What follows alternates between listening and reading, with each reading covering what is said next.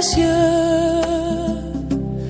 enlève mon iniquité. Regarde-moi du haut des cieux. Shalom, shalom, peuple de Dieu.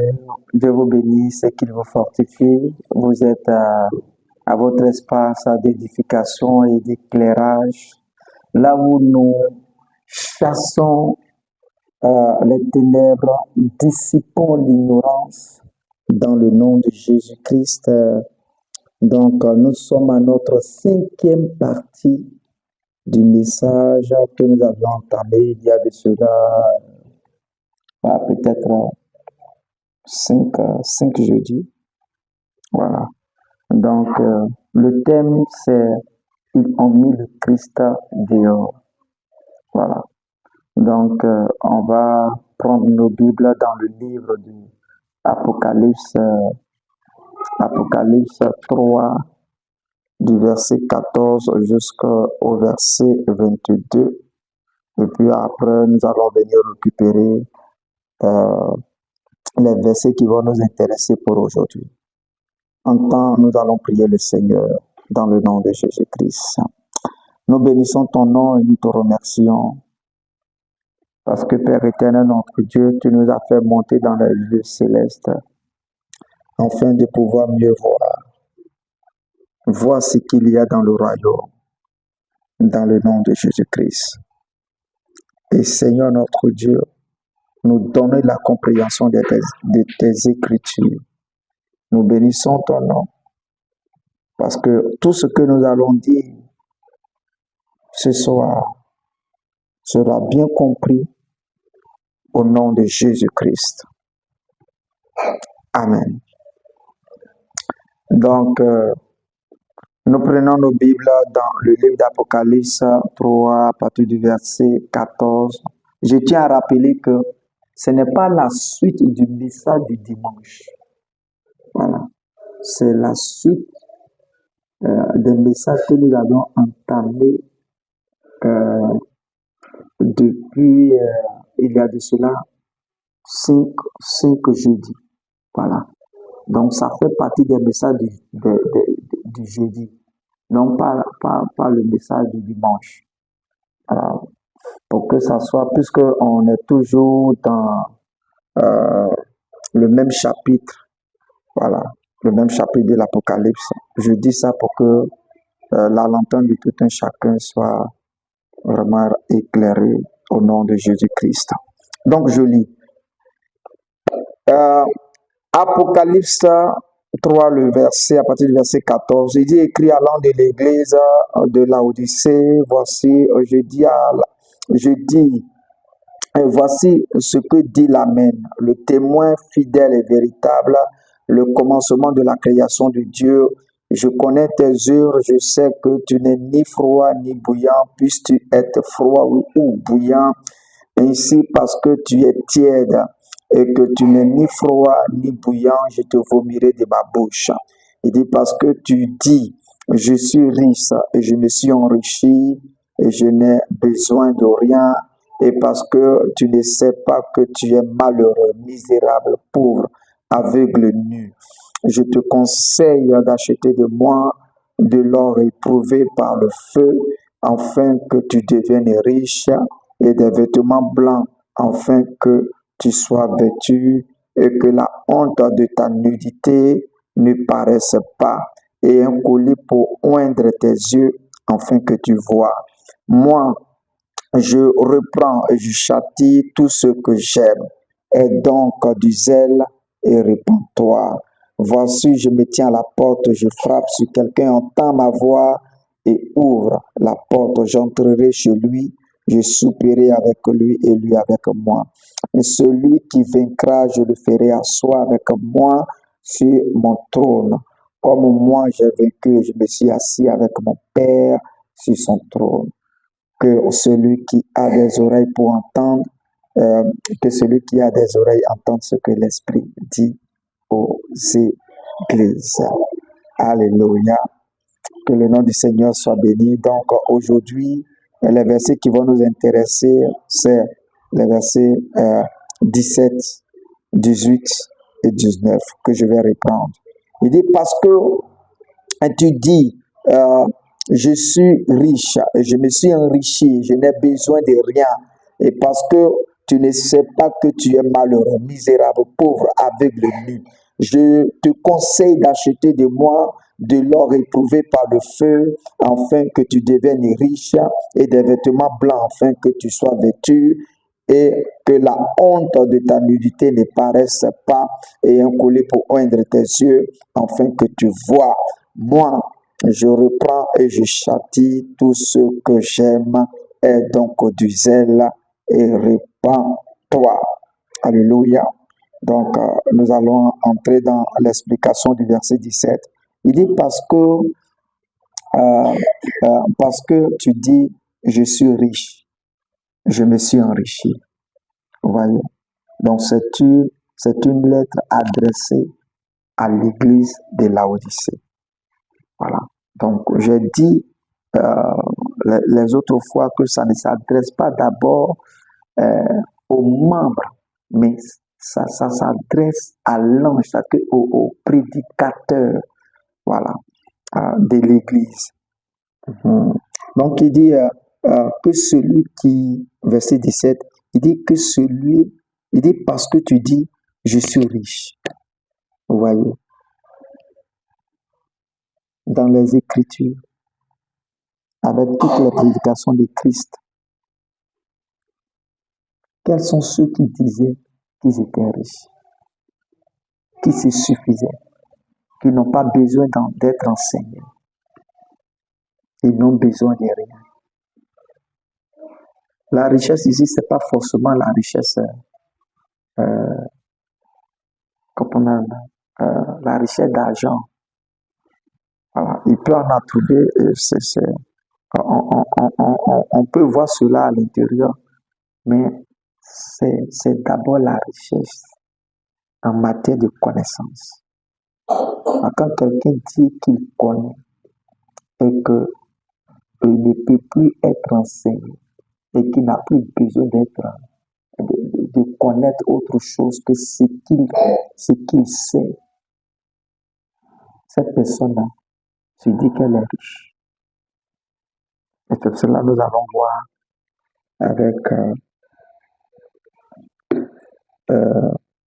avec Jésus dans Matthieu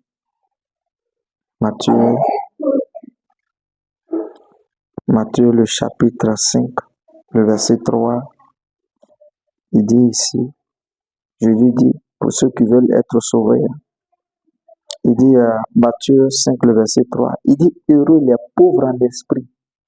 Voyez, donc ceux qui disent qu'ils sont riches en esprit ne pourront pas voir le royaume des cieux. Il dit, heureux les pauvres en esprit, car le royaume des cieux est à eux. Car le royaume des cieux est à qui? À ceux qui sont pauvres en esprit. Ceux qui ont toujours besoin de connaître, ceux qui s'humilient pour toujours chercher à comprendre, qui ne se suffisent pas. C'est à ceux-là. Donc, cette église-là, les gens se disaient qu'ils étaient déjà riches. De quoi? De leur enseignement. Et l'enseignement qu'ils donnaient là-bas n'était pas l'enseignement de Christ. Et c'est cela que Christ est dehors. On a déjà parlé là-dessus. Il dit, je suis riche. Je n'ai besoin de rien. Et le Seigneur continue, il dit, et parce que tu ne sais pas que tu es malheureux, misérable, pauvre, aveugle et nu. Vous voyez? À qui est-ce que Jésus a adressé ces paroles-là, ces propos-là? C'est aux pharisiens. Ceux qui ne veulent pas accepter la parole de Christ. Ceux qui ne veulent pas rester dans la ligne de Christ. Ceux qui ne veulent pas prêcher Jésus. Ceux qui veulent prêcher Jésus et autre chose. Ceux qui veulent rester avec la loi. Et nous allons voir cela. Donc, prenons Matthieu, le même livre de Matthieu, et nous allons voir ce que Jésus disait aux pharisiens. Matthieu 23, à partir du verset 16. Écoutons bien. Il dit, malheur à vous, conducteurs aveugles, qui dites, si quelqu'un jure par le temple, ce n'est rien. Mais s'il jure par l'or du temple, il est engagé. Vous voyez? Donc il peut jurer, même il peut utiliser même le temple même pour jurer. Mais il ne faut pas, il va toucher l'argent. Parce que ça les enrichit. Quand on prêche la loi, ça enrichit les gens. Ça les enrichit parce qu'arrivé un moment, les membres là deviennent comme des clients et des zombies et qui n'obéissent que à la voix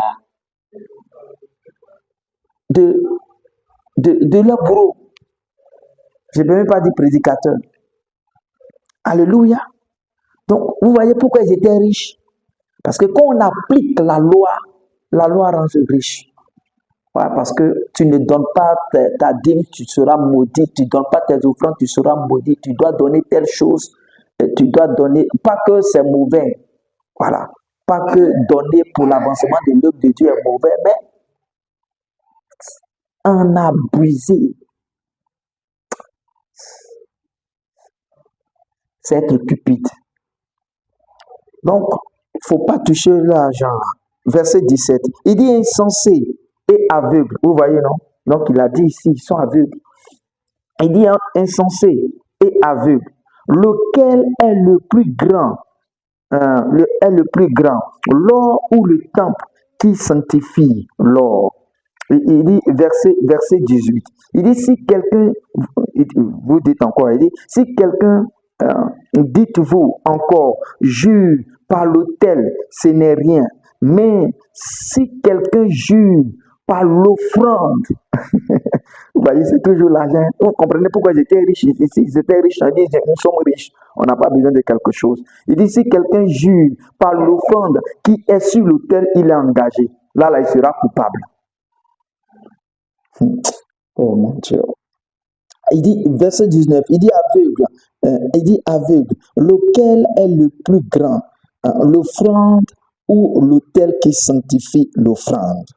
Il dit, celui qui jure par l'autel, jure par l'autel et par tout ce qui est dessus. Verset 21. Il dit, celui qui jure par le temple, jure par le temple et par celui qui l'habite, c'est-à-dire Dieu. Donc, ça veut dire que le temple est plus grand que l'offrande. Voilà. Mais pour eux, là, ils mettent l'argent devant. Verset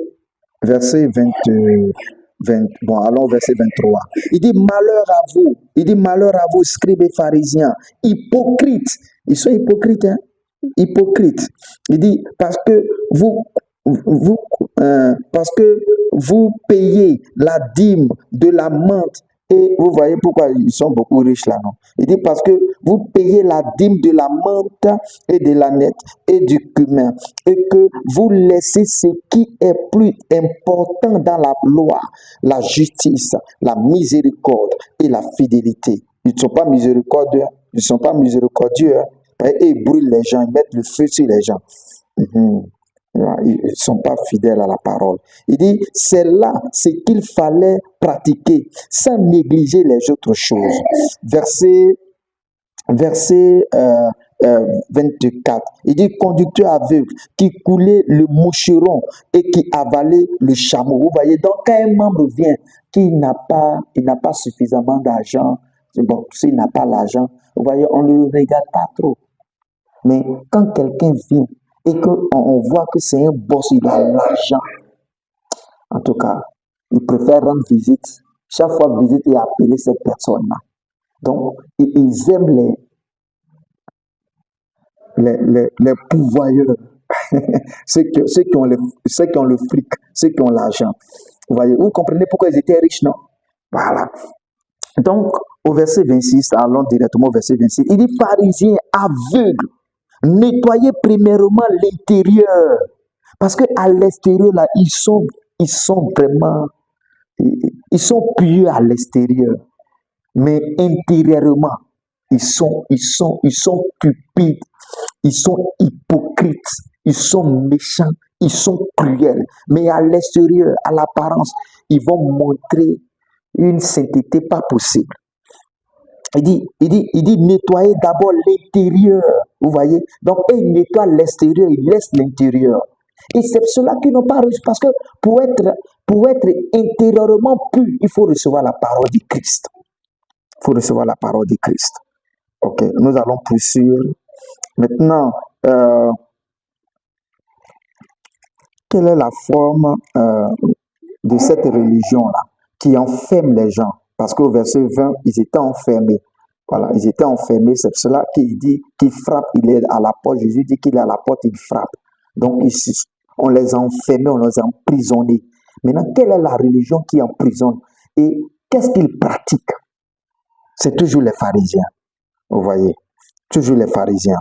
Et pour cela, lisons Galates. Galates, prenons nos Bibles dans Galates 3. Et puis regardons ce que la loi fait. Voilà, la loi fait. Galates 3, à partir du verset 23. Écoutons bien. Voilà, parce que tant qu'elle ne t'enferme pas, elle ne peut pas profiter de toi. Il dit, Galates 3, Galates 3, le verset, à partir du verset 23, il dit, avant que la foi vienne, c'est-à-dire qu'avant que l'évangile vienne, avant que la prédication de Christ n'arrive, ne vienne, il dit, avant que la loi vienne, nous étions enfermés sous la garde de la loi. C'est-à-dire que la loi nous a enfermés. Nous étions sous la garde de la loi. Donc, ici, là, c'est-à-dire que les prédicateurs de l'église de Laodicée, là, ils ont laissé le message de la grâce pour prendre le message de la loi, comme les Galates. Maintenant, il dit, avant que la loi ne vienne, nous étions enfermés sous la garde de la loi en vue de la foi qui devait être révélée. Voilà, parce que la foi devait venir avec Christ. Voilà. Il dit, verset 24, il dit, ainsi, la loi a été comme un pédagogue pour nous conduire à Christ. Vous voyez? Donc, la loi, là, normalement, nous conduit à Christ. Nous conduit à Christ, afin que nous fussions justifiés par la foi. Donc, pour être juste devant Dieu, il faut aller à Christ. Vous voyez? Alors que Christ est dehors, il est en dehors de l'église, il est en dehors de cette assemblée-là.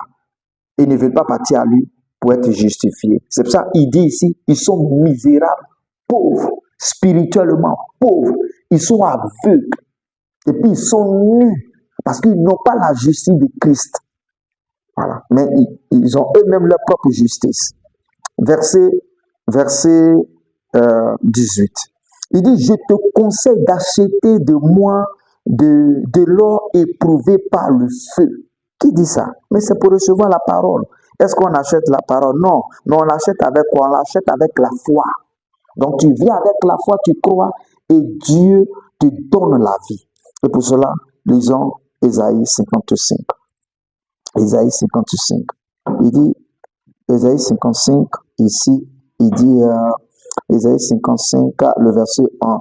Il dit, vous tous qui avez soif, venez aux eaux. Vous voyez, parce que c'est lui qui a les paroles de la vie. Il dit, venez aux eaux. Même si celui qui n'a pas d'argent, venez acheter et manger. Venez acheter du vin et du lait. Vous voyez, non, du vin et du lait. C'est-à-dire la parole et puis le vin qui symbolise l'esprit. Vous voyez, non, du vin et du lait, sans argent. Vous voyez, non, sans argent. Parce que ce n'est pas l'argent. Même quand il dit venez payer, ce n'est pas l'argent. Tu viens avec la foi. Il dit sans argent, sans rien payer. Alléluia. Il dit sans rien payer. Donc il dit, je te conseille d'acheter. Tu achètes avec quoi? Avec la foi. Il dit, je te conseille d'acheter de moi de l'or éprouvé. Qu'est-ce que l'or? Qu'est-ce que l'or symbolise? Qu'est-ce que l'or éprouvé? L'or, là, nous voyons à la naissance du Seigneur Jésus-Christ dans Matthieu 2, le verset 11, à la naissance du Seigneur Jésus, il y a des mages qui sont venus apporter des présents aux parents de Jésus. Ils ont apporté de l'or, de l'encens et de la myrrhe. L'or symbolisait la divinité de Christ, de l'enfant qui était né. Et l'encens symbolise son côté intercesseur. Voilà, la prière. Et la myrrhe symbolisait sa mort. Vous voyez, non? Voilà, symbolisait sa mort parce qu'on devait l'embaumer. Voilà, on devait embaumer toute sa sépulture, tout ça là. Voilà, par la myrrhe. Donc, il dit ici, c'est-à-dire qu'ils n'ont pas, il dit, venez acheter de moi de l'or éprouvé par le feu. Ils n'ont pas la pureté divine, la pureté qui vient de Christ. Ils ne l'ont pas. Mais ils ont eux-mêmes leur pureté. Et tant que quelqu'un n'a pas la pureté divine, la pureté de Christ, il n'est pas sauvé. Il ne peut pas être sauvé. Et pour cela, regardons dans Matthieu, dans 2 Pierre, regardons la pureté divine. 2 Pierre 1, le verset 3. Il dit, comme sa divine puissance nous a donné tout ce qui contribue à la vie et à la piété. Vous voyez, non? Donc, pour avoir la vie éternelle et la piété de Dieu, nous recevons la puissance de Dieu. Il dit, comme sa divine puissance nous a donné, et ça nous rend divins. Voilà, ça nous amène à être des êtres divins qui participent à la divinité, qui sont participants de la divinité, qui deviennent comme Dieu lui-même. Il dit, comme sa divine puissance nous a donné tout ce qui contribue à la vie et la piété, au moyen de la connaissance de celui qui nous a appelés par sa propre gloire et par sa vertu, lesquels nous assurent de sa part les plus grandes et les plus précieuses promesses, afin que par elle, voilà, par la nature divine que nous avons reçue là, afin que par elle, vous deveniez participants de la nature divine. Vous devenez comme Christ. Vous devenez participants de la nature divine en fuyant la corruption, voilà, qui est dans le monde. Donc, pour fuir la corruption, pour fuir le péché, tu dois avoir cette nature divine-là.